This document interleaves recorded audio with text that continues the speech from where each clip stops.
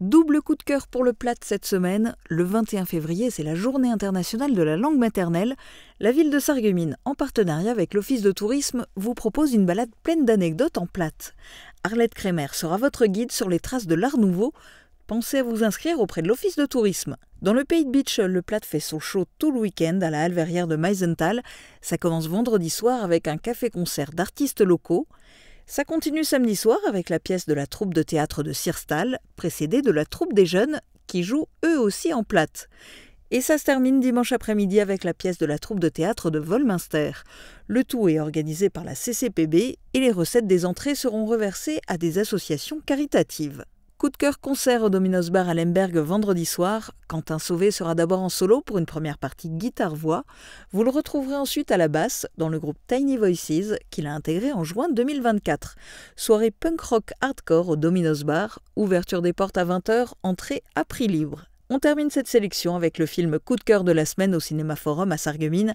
C'est le directeur Jean-Marc Carpels qui va vous en dire plus. Alors mon coup de cœur cette semaine, c'est un film qui est déjà à l'affiche, The Brutalist avec Adrien Brody, un film vraiment surprenant tant par la forme que par le sujet dont il traite, l'histoire d'un architecte hongrois qui, après avoir pu échapper au camp de la mort en Allemagne, se sauve avec son épouse et émigre aux États-Unis, en Pennsylvanie plus précisément, pour vivre un peu le rêve américain, mais malheureusement ce rêve américain ne va pas forcément se dérouler comme il le pensait.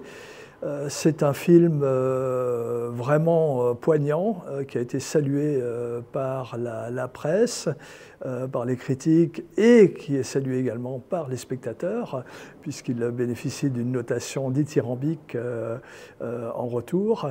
Le film a fait l'objet déjà de nombreux prix, notamment 3 Golden Globes, à la fois meilleur film, meilleur réalisateur et meilleur acteur pour Adrien Brody.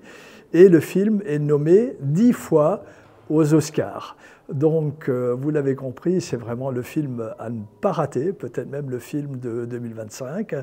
Un film long, donc on se plonge en salle pour plus de 3h30, avec une surprise au milieu, un entracte.